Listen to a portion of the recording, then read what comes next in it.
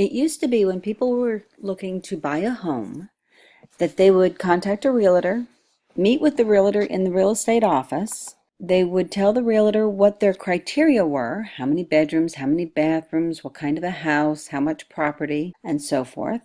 And then the realtor would sit down and start doing the work. And they would go through the MLS books, which were like 4-inch binders that contained a sheet of paper containing a brief overview of each of the houses that were up for sale. The realtor would then pull each of the MLS sheets that would meet the buyer's criteria, and then the buyers and the realtor would sit down and go over each one of these sheets and figure out which houses the buyers actually wanted to look at, and then they would go out with the realtor and they would go through each of the houses. With the birth of the internet, all of that has changed, and now what happens is most potential buyers will go online and find houses that they're interested in looking at, then contact a realtor, and then that realtor will take them out and they will physically go through the houses. So there are two sites that most potential buyers go to now. The first is Zillow, the second is Realtor. And there are others, but these are the two main ones. So we're just going to take a real quick look at both of these sites. So this is Zillow, again at Zillow.com. And on here you can look at buying a house, renting a place, selling a place, and you can get a Zestimate, which is just a Zillow estimate of what your house would be worth. Do not ever take this amount as what you should be selling your house for. Listen to the realtor because they know what is going on real estate wise in the local area. The Zestimate takes just a regular algorithm and they take the prices of houses from New York to LA and from like Chicago down to Miami, and they come up with an average home price for the criteria that the house has. And so don't ever take that as gospel and think that that's necessarily the house price that you're going to be able to get for your house if you're selling, or that you would have to pay if you are in the market to buy a house. So as you scroll down, you can look at houses based on largest lots, recently built. I mean, there's all this stuff that you can look at here on Zillow. So if I were to type in, we'll just say let's do Biglerville, PA. And it will give you a brief overview of some of the houses that are up for sale. And on the left-hand side is a map showing the area of Biglerville and the homes that are for sale within Biglerville. So each of these red dots indicates a house for sale. If the dots are blue, that indicates the house is either undergoing an auction or foreclosure. Now, I've already got some criteria in here, but you can designate specifically what criteria you want. So maybe I'm going to change this, and I'm going to say a house for sale. Sorry, I don't want these. And then you can also see yellow or recently sold, purple are for rent. So here's your color coding. I want to look at a house that starts at $250 and goes up to, I'm just going to say $400. So I want a house priced between $250 and $400, and I'm looking for, I'll just say 2 or more bedrooms, and I can also specify exactly what I'm looking for. So I'm not looking for apartments, I'm not looking for manufactured, and I'm not looking for just lots of land.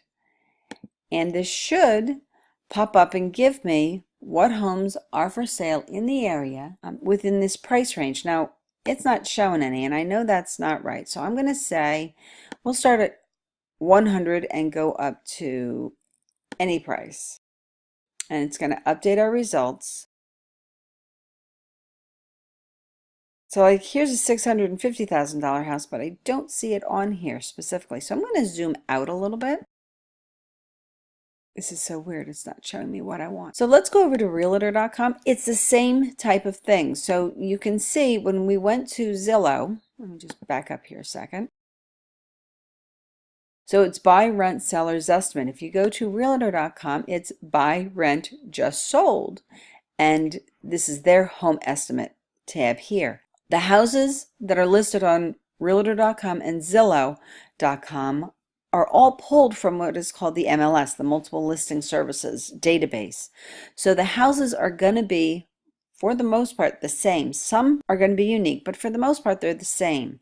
And interestingly, even though like Coldwell Banker may list a house and then Berkshire Hathaway may also show the data for that same house that's for sale, sometimes there's different criteria. Sometimes there's different photos that are listed in the listing, and which is kind of bizarre. But anyway, I don't want Kensington Way. Let's go back to Biglerville.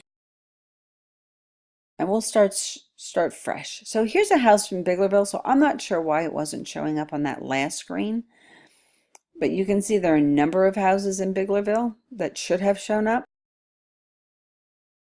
So again, it gives us the blue line is the outline of Biglerville proper, and each of the dots again is a house for sale.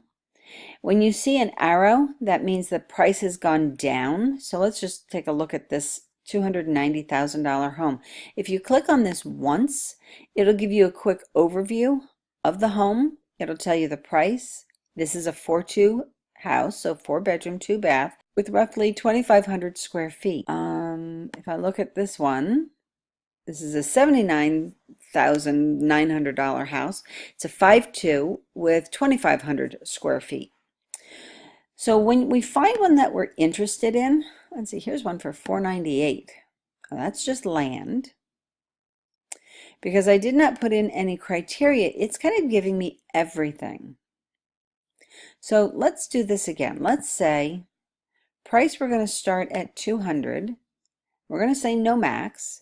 And I want at least a 3-bedroom house. And so you notice that over here, it's narrowing down our criteria.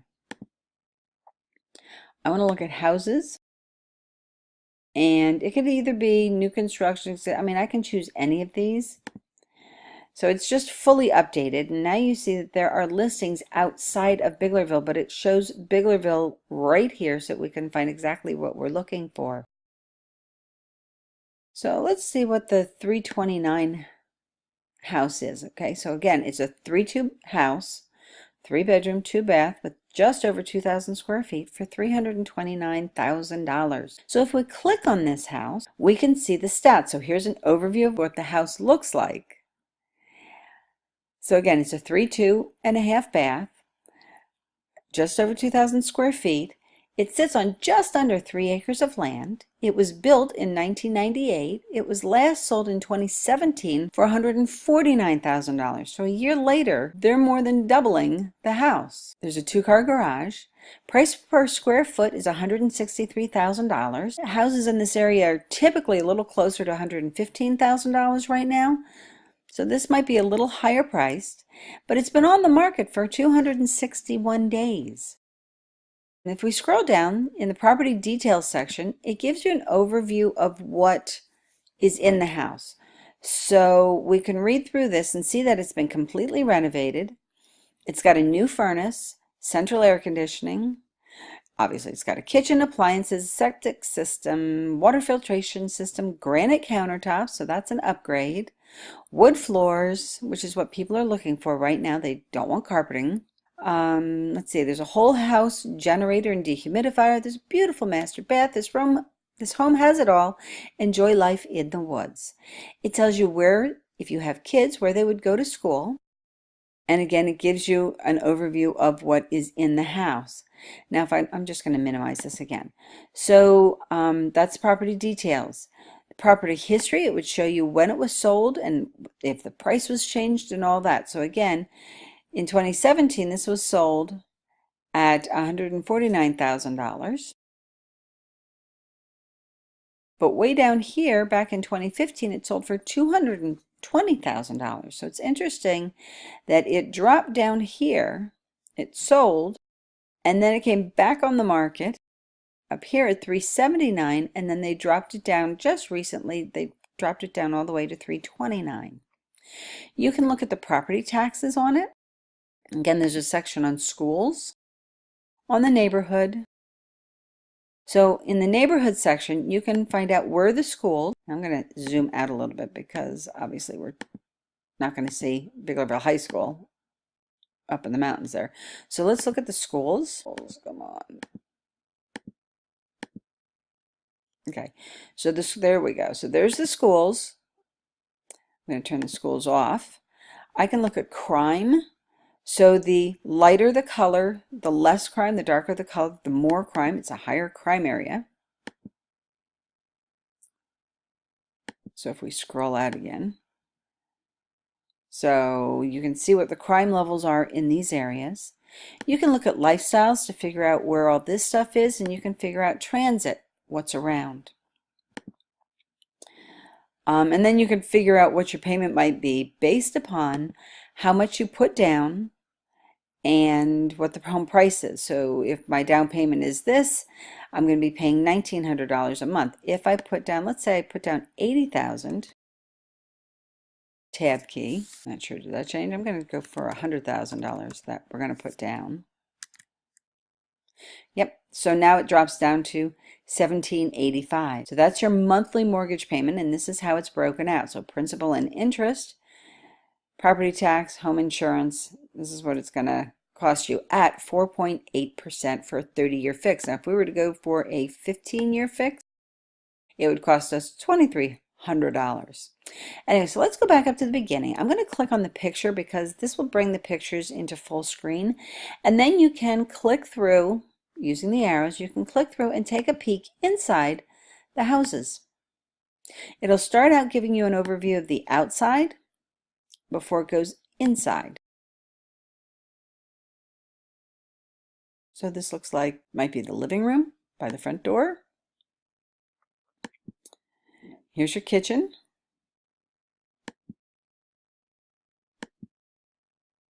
Your dining room.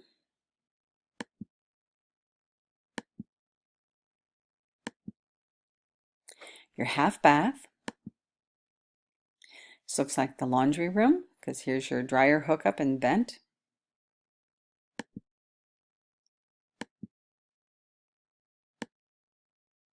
Maybe a family room. Might be a bedroom. Obviously a bathroom. And a bedroom.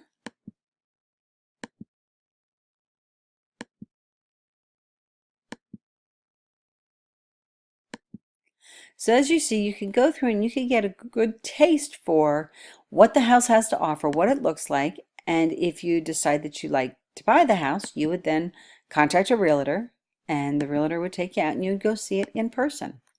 So I'm going to exit this gallery, and I want to go back here. So what if we wanted to look at a house in a different area? So instead of Biglerville, let's go look at Mechanicsburg. And I'm thinking of a specific neighborhood in Mechanicsburg that I want to take a look at. So I'm going to zoom in a little bit here. Center in on the area that I want to go to. So let's look at this house. So again, for $850,000 roughly, you can get a 5.4 bath at 5,900 square feet. I'm going to click on the picture, and we're just going to look at the pictures of this house for now. So you can see there's a lot of hardscaping outside, so it cuts down on your lawn care. This is what is called an open floor plan. There are no walls between the living room and the dining room. You can see that there's a little dark inlaid wood that demarcates where the dining room and the living room separation is. But as we go through this, you'll see there's more to this open floor plan. So in this living room, there are 2 ceiling fans. And this is your kitchen. It's a beautiful kitchen. You can see it's got a nice oven with a microwave. This is what is called a warming drawer. So think about like Thanksgiving when you need to take one dish out of the oven to heat up the next dish. The dish that you took out of the oven starts to cool down. So a warming tray, so a warming oven will keep your food nice and warm for you. This looks like a 7-burner gas oven with a pot filler. Here's your sink. This is a refrigerator. This is a freezer. So 2 separate units. And there's a sitting area, so your company can sit here and read or have a glass of beverage while they're watching you fix dinner in the kitchen.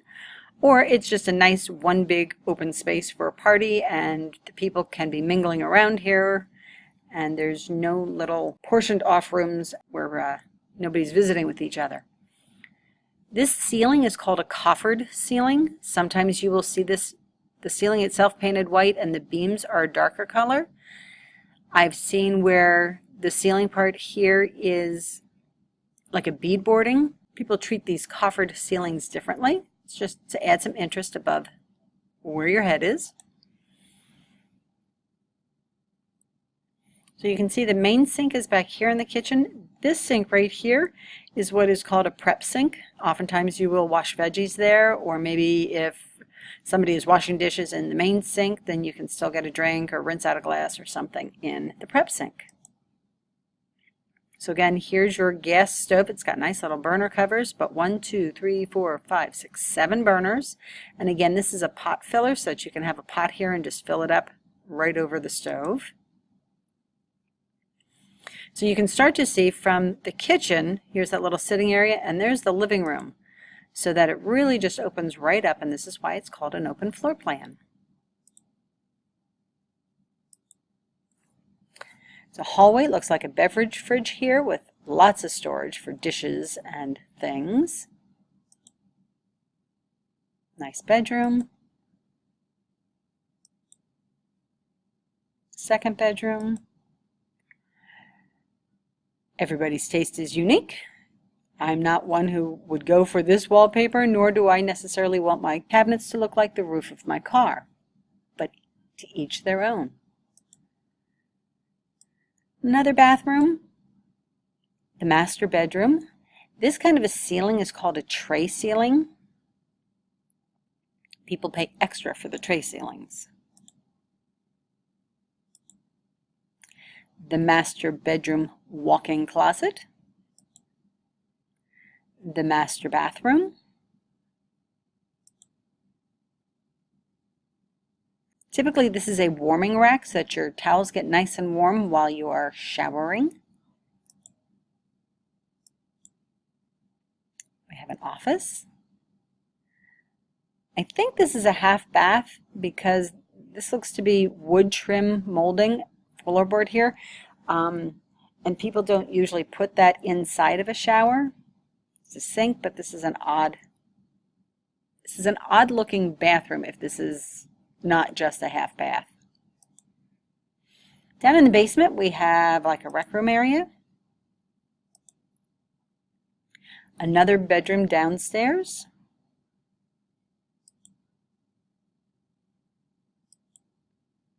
And the backyard. So we have a patio, no deck, just a patio on this one.